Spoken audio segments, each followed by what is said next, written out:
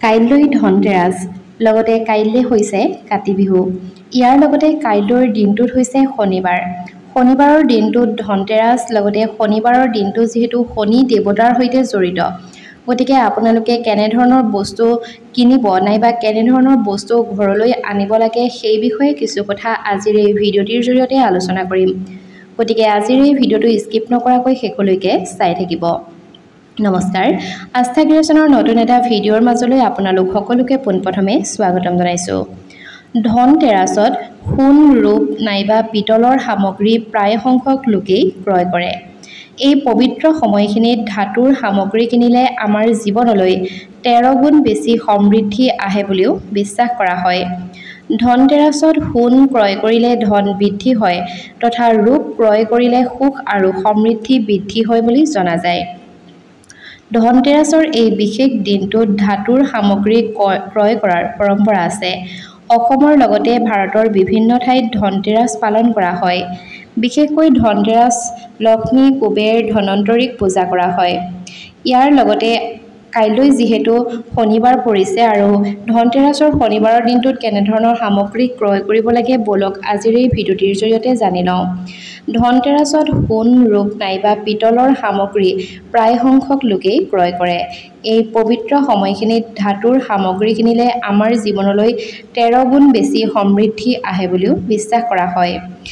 প্ৰথমতে আপোনালোকক ক'বলৈ বিচাৰিছোঁ যে কোনখিনি সময়ত এনেধৰণৰ ধাতুৰ সামগ্ৰীসমূহ ক্ৰয় কৰিলে আপোনালোকে বেছি শুভ ফল পাব নাইবা মাতৃ লক্ষ্মীৰ কৃপা লাভ কৰিব সেই বিষয়ে। 2025 চনৰ 18 অক্টোবৰ অৰ্থাৎ কাইলৈৰ দিনটোতে ধনতেৰাছৰ যোগ মিলিত হৈছে। ধনতেৰাছ পূজাৰ সময় হৈছে সন্ধ্যা 6:41 পৰা নিশা 8:14 আনহাতে ত্ৰয়োদশ তিথি আৰম্ভ হ'ব 19 অক্টোবৰৰ দুপৰীয়া 12:02 পৰা 20 অক্টোবৰৰ দুপৰীয়া 1:17 গতিকে ধনতেৰাছৰ পূজাৰ এই বিশেষ সময়খিনিৰ লগতে ত্ৰয়োদশ তিথিৰ এই পবিত্ৰ সময়খিনিত ধাতুৰ সামগ্ৰী কিনিব পাৰিলে অত্যন্ত শুভ ফল আপোনালোকে লাভ কৰিব তথা মাতৃ লক্ষ্মীৰ কৃপা সদায় আপোনাৰ লগত থাকিব। এইবাৰ ধনতেৰাছ অলপমান বিশেষ। এইবাৰ ধনতেৰাছত দুটা বিৰল সংযোগে ভাগ্য উদয় কৰিব কিছু ৰাশিৰ। সফলতা বৃদ্ধিৰ লগতে দূৰ হ'ব আৰ্থিক সমস্যা।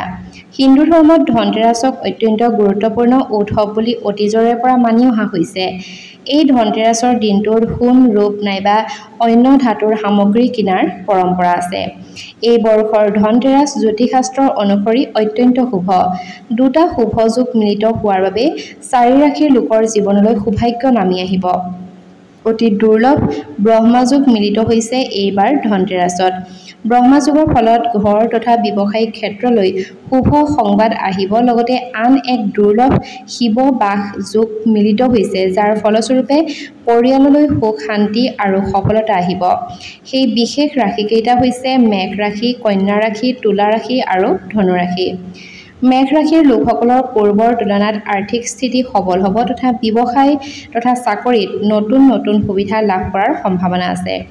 ইয়াৰ পাছৰ ৰাশি হৈছে কন্যা ৰাশি। কন্যা ৰাশিৰ লোকসকলৰো আৰ্থিক স্থিতি সবল হোৱাৰ লগতে ব্যৱসায়িক ক্ষেত্ৰত উন্নতি হ'ব।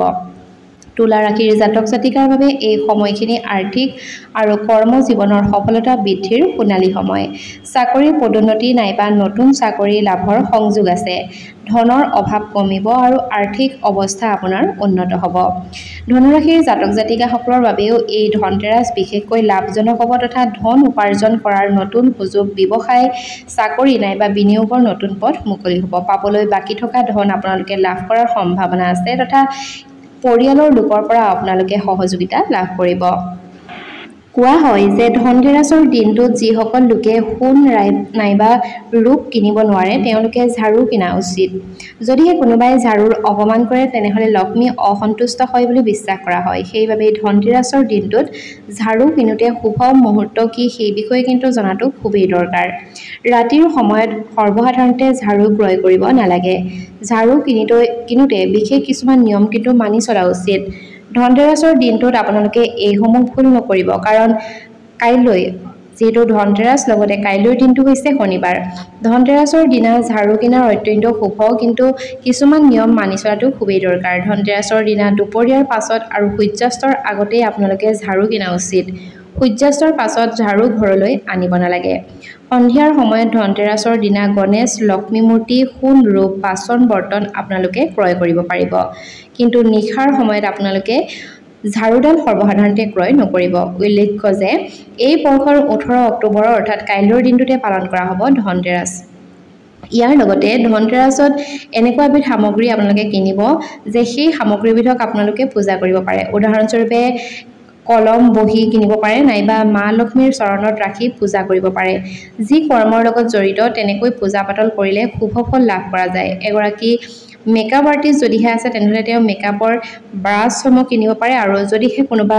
পঢ়া ল'ৰা ছোৱালী আছে তেনেহলে নিশ্চয়কৈ তেওঁলোকে কলম বহি ইত্যাদি কিনিব পাৰে প্ৰধানকৈ ধনতেৰাছৰ শুভ ফলৰ বাবে লক্ষ্মী গণেশৰ ফটো তথা ছবি থকা সোণ ৰূপ পিতলৰ সামগ্ৰী নাইবা ধনন্তৰী কুবেৰৰ পূজা কৰা উচিত লক্ষ্মী পূজাৰ দিনটোত শ্ৰীযন্ত্ৰ আপোনালোকে ঘৰলৈ আনি পূজা কৰিব পাৰে আৰু ইতিবাচক শক্তি তথা ধন সম্পত্তি লাভ হয় বুলি বিশ্বাস কৰা হয় বিশেষকৈ সোণ বা ৰূপৰ সামগ্ৰী নাইবা মুদ্ৰাও আপোনালোকে কিনিব পাৰে পিতলৰ পৰা তৈয়াৰী সামগ্ৰী ধাতুৰ সামগ্ৰী আপোনালোকে ক্ৰয় কৰাটো অত্যন্ত শুভ হ'ব বুলি কোৱা যায় লগতে ৰাশি অনুযায়ী তাম সোণ ৰূপ হীৰা আদি ক্ৰয় কৰিব পাৰিলে ভাল এনেকুৱা কৰিলে জীৱনৰ ধন সম্পত্তি 30 গুণ বৃদ্ধি হয় বুলি বিশ্বাস কৰা হয় তথা মা লক্ষ্মীৰ আশীৰ্বাদত আপোনালোকে ধনতেৰাছৰ দিনটোত এইসমূহ বস্তু কিনিলে খুব বেছি লাভৱান হ'ব